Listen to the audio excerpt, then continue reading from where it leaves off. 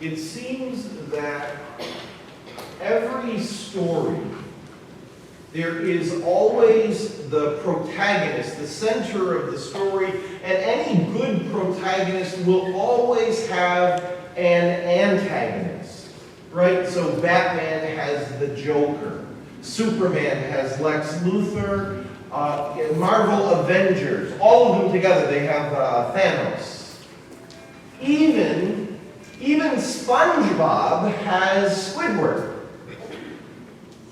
That was a joke, you can laugh. I think this is a moment where we could say that art imitates life. Because in life, anyone who seeks to do any great, noble, and praiseworthy thing, something good, will always find themselves, in some sense, struggling against an antagonist. It's just the way that life is. So anyone who's ever read or listened to the Gospels know well that Jesus had as his main antagonist the Pharisees. The Pharisees who every opportunity which was presented to them would try to contradict, argue, trap Jesus, even to the point where later on in Jesus' ministry, they colluded with others so as to kill him. Why? Why are they doing this? Unlike silly cartoons or Marvel movies, real human beings don't roll out of bed in the morning and have a sinister laugh and decide to be malicious that day. Nobody chooses to be the great villain in the world. It's funny how human nature works. Actually, everybody thinks they're doing something good. And so it's worth, I think today especially, to take a moment and reflect and try to figure out what's going on with these Pharisees. Why do they do what they do? And in contrast, we now can better understand what Jesus is doing and why he is so directly opposed to the Pharisees. There's really two things that motivate the Pharisees. First is the idea that the covenant, this profound relationship that God has entered into with the Israelite people, our ancestors in faith. God demanded that the people remain faithful to the covenant. And so the Pharisees appointed themselves to be the ethical and moral police. They set themselves up as the critics, as the, if you want to think of them as the inquisitors, to notice when other people were doing wrong things. And here's why. Because they were convinced that unless the people were pure and followed the covenant, then they were in serious danger. Because God said, if you follow the covenant, then I will protect you. So the Pharisees were worried that if the people pulled away from the covenant and didn't follow those 613 laws, that God would no longer protect the people, and now the nation would be vulnerable to their enemies. So it was this type of national security plan that if we were pure and faithful, then God would keep us safe. The second aspect of their agenda was, and we might use a common phrase, was to fight a culture war. Because at the time, the Israelites were being oppressed by the Romans, and nobody in the history of humanity was better at imposing their culture on other people than the Romans. The Romans were incredibly good at taking over a people, and then quickly those people would abandon their culture and adopt Roman culture and then become good Roman citizens. And the problem with that was Rome was an incredibly idolatrous empire. They worshiped all kinds of crazy gods. They had all kinds of terrible sacrifices and orgies. and all kinds of things that would have been morally reprehensible to a devout Jew. And so the Pharisees were trying to fight this culture war with the Romans to keep the Romans and the Jews separate so that the faithful Jews wouldn't become Romanized. But here's where they really went wrong. They started imposing their agenda with really harsh violence and great hypocrisy. Maybe you remember the story from John chapter 8, where the Pharisees found a woman committing the sin of adultery and they dragged her in front of Jesus. Do you notice the hypocrisy there? They wanted to solve the problem of her sin by killing her. Their solution to the sin of the people was to kill them. So to be so pure, they justified violence against their own people. And not only that, here's the hypocrisy. We could ask very clearly the question of, where's the guy?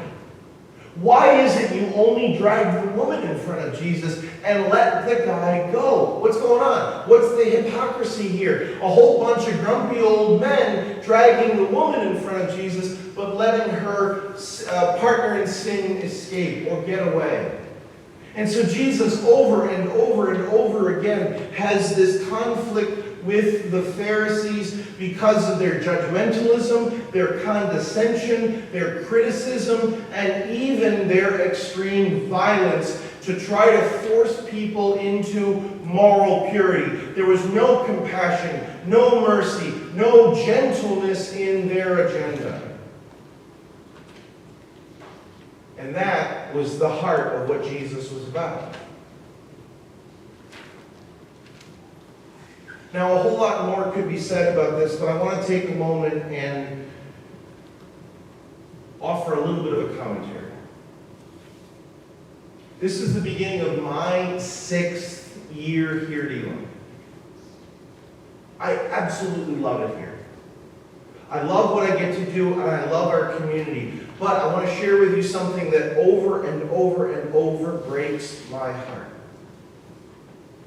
The most common thing that I've heard from young people, your classmates and friends, who used to be Catholic but have left their faith or stopped practicing their faith, the single most common thing that I've heard is they reject Catholicism, they reject the church, because too often they've seen in our midst the hypocrisy and the cruelty and the judgmentalism of the Pharisees. I think young people, your contemporaries, have this incredible wisdom. They understand Jesus. They get Jesus really well. It's a beautiful thing to see. And so when they then turn around and they see in our community the nonsense, the evil, the hypocrisy of the Pharisees, it becomes really difficult to stay in this community. All too often, we, and again, now here's where I want to differentiate. To those of you who are students, when I say we, I'm not talking about you.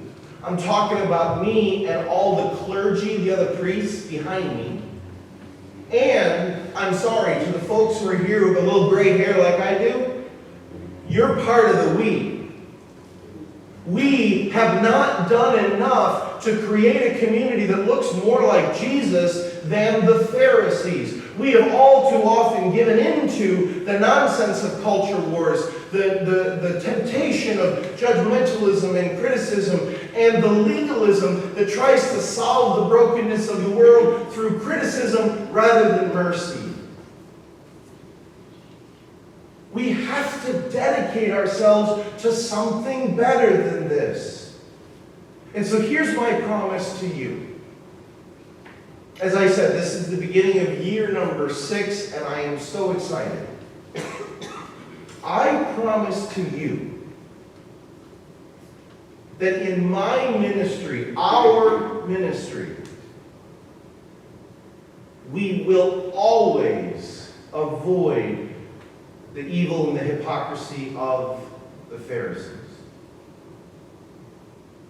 It is my singular mission to try to lead our community to being one where everyone is welcome, everyone is safe and wanted and loved and embraced. Quite literally, when you come to the door of the church, you will receive a smile and, if you want, a hug. That's not just some sort of quaint gesture. I mean that very deliberately. I want that moment to be the emblem of everything we do and the wisdom that informs why we do it. That's what I want this ministry to be about, because far too many people have been hurt by their faith and people in positions of authority in the church because they've experienced the hypocrisy and the cruelty of far too many Pharisees. So if you're a little older like I am, let's rededicate ourselves to doing and living our faith differently. If you're a student, I want to make an invitation. I want to challenge you. I know you get it.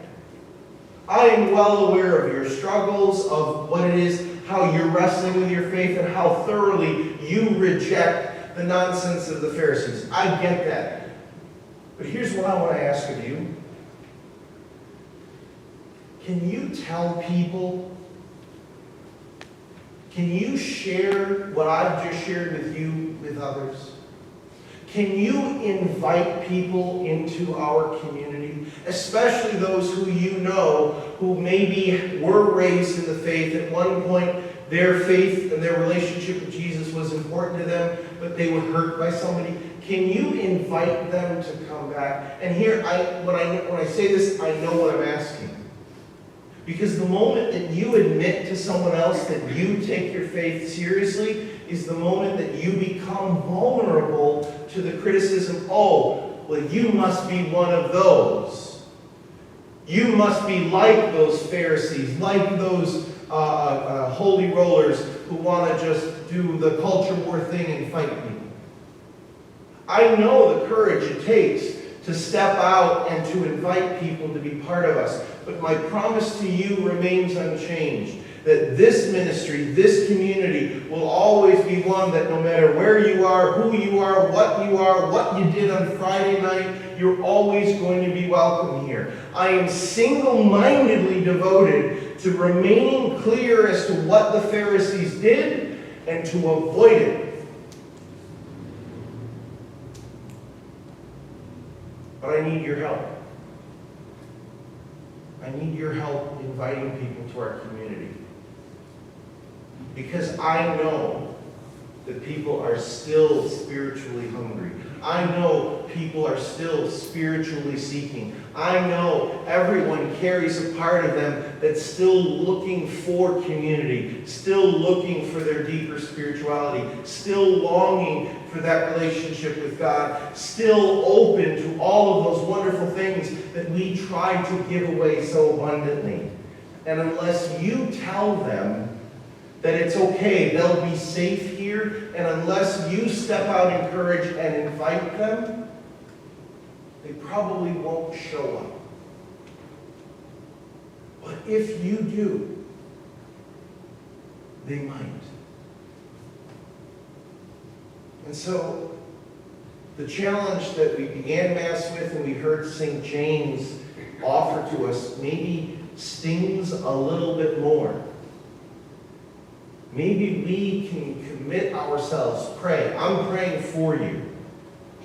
But I want to ask you to pray and try to step out in courage so that, as St. James challenged us, we together might not just hear the word, hear the message, but rather live in such a way as to be doers of the word, doers of this message. And the first step in that is inviting people to join us.